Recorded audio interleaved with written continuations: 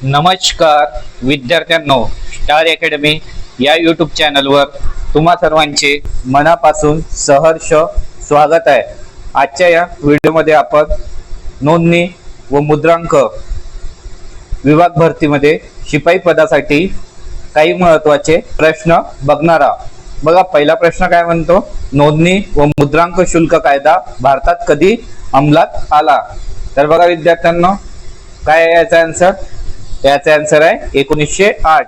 नोंदणी व मुद्रांक शुल्क कायदा भारतात 1908 ला अंमलात आला। क्वेश्चन नंबर सेकंड आहे, मुद्रांक शुल्काद्वारे कर वसुली सन पासून सुरुवात झाली? तर सांगा। तर बघा विद्यार्थ्यांनो, याचे आन्सर आहे 1815। मुद्रांक शुल्काद्वारे कर वसुली सन 1815 पासून सुरुवात झाली। क्वेश्चन नंबर थर्ड आहे, महाराष्ट्रातील नोंदणी शुल्काचा दर कोणत्या आधारावर ठरवला जातो? तर सांगा। तर बघा विद्यार्थ्यांनो, याचा आन्सर आहे संपत्तीचे स्थान, संपत्तीचे मूल्य आणि नोंदणीचा प्रकार म्हणजेच वरीलपैकी सर्व। महाराष्ट्रातील नोंदणी शुल्काचा दर वरीलपैकी सर्व आधारावर ठरवला जातो। क्वेश्चन नंबर 4 आहे, मुद्रांक शुल्क भरल्याशिवाय कराराची नोंदणी केली तर काय परिणाम होतो? तर बघा विद्यार्थ्यांनो, मुद्रांक शुल्क भरल्याशिवाय कराराची नोंदणी केली तर दंड भरावा लागतो। काय होते? दंड भरावा लागतो। बघा विद्यार्थ्यांनो, तुम्हाला व्हिडिओ आवडत असेल तर व्हिडिओला लाईक करा आणि चॅनलवर नवीन असाल तर चॅनलला सबस्क्राईब करा।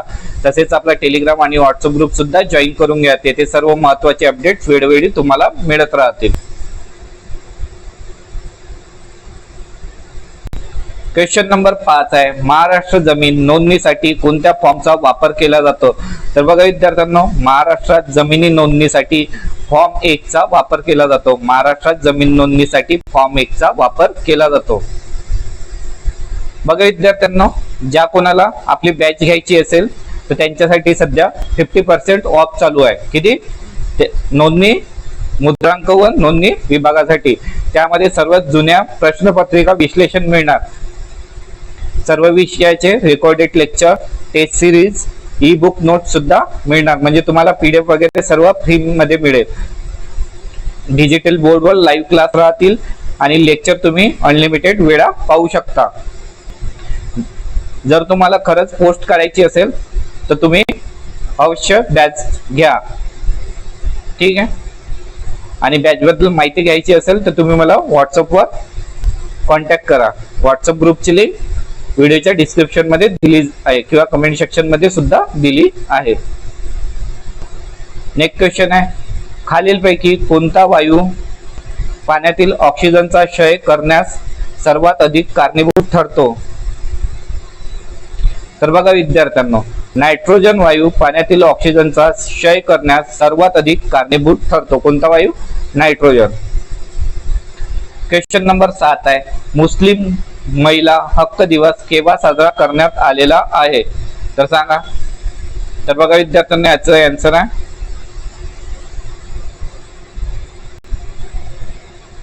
1 ऑगस्ट। मुस्लिम महिला हक्क दिवस हा 1 ऑगस्ट ला साजरा करण्यात आलेला आहे। क्वेश्चन नंबर 8 आहे, खालीलपैकी कोण संविधान सभेचे सदस्य नव्हते? तर बघा विद्यार्थ्यांनो, याचा आन्सर आहे महात्मा गांधी। महात्मा गांधी हे संविधान सभेचे सदस्य नव्हते। मौलाना आझाद, राजकुमारी अमृता कौर आणि हंसाबेन मेहता ह्या संविधान सभेच्या सदस्य होत्या। क्वेश्चन नंबर 9 आहे, महाराष्ट्रात नवे जमीन महसूल वर्ष कधी सुरू होते? तर सांगा विद्यार्थ्यांनो। तर याचा आन्सर आहे 1 ऑगस्ट। महाराष्ट्रात नवीन जमीन महसूल वर्ष 1 ऑगस्ट ला सुरू होते। नेक्स्ट क्वेश्चन आहे, भारत हे खालीलपैकी कोणत्या प्रकारचे राष्ट्र नाही? तर बघा, भारत हे धर्मनिरपेक्ष राष्ट्र आहे, भारत हे लोकशाही राष्ट्र आहे, भारत प्रजासत्ताक राष्ट्र आहे। पण भारत साम्राज्यवादी राष्ट्र आहे का? तर नाही। काय आहे याचा आन्सर? ऑप्शन बी।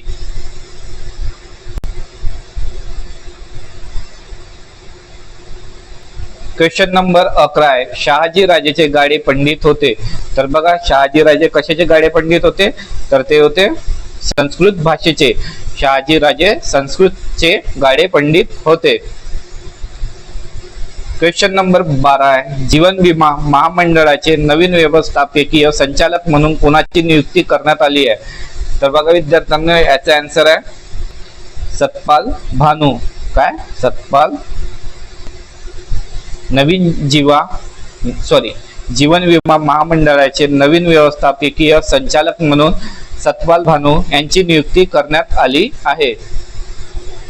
क्वेश्चन नंबर 39, कोणत्या शिक्षण आयोगाने विद्यार्थ्यांची वैद्यकीय तपासणी करण्यावर भर दिला होता?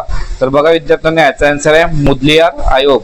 मुदलियार आयोग शिक्षण आयोगाने विद्यार्थ्यांची वैद्यकीय तपासणी करण्यावर भर दिला होता. क्वेश्चन नंबर 14 आहे, द कोएलिशन इयर्स या पुस्तकाचे लेखक कोण आहे? तर बघा विद्यार्थी याचा आन्सर आहे प्रणव मुखर्जी.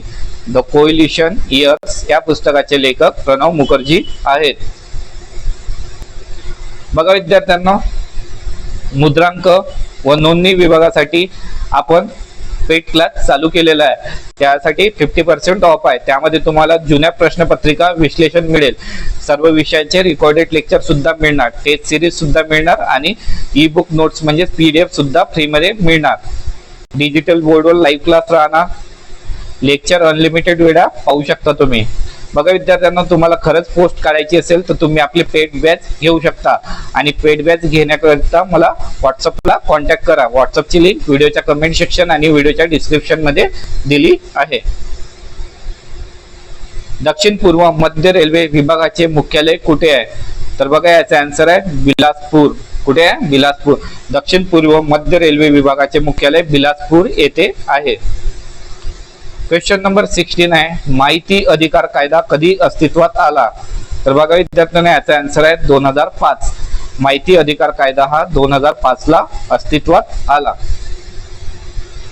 बघा विद्यार्थ्यांना आजचे प्रश्न इथे संपले आहे. जर तुम्हाला व्हिडिओ आवडला असेल तर व्हिडिओला लाईक करा आणि चॅनलवर नवीन असाल तर चॅनलला सबस्क्राईब करा. तसेच आपला टेलिग्राम आणि व्हॉट्सअप ग्रुप सुद्धा जॉईन करून घ्या. तेथे सर्व महत्त्वाचे अपडेट्स तुम्हाला वेळोवेळी मिळत राहतील. व्हिडिओ बघितल्याबद्दल तुम्हा सर्वांचे मनापासून धन्यवाद.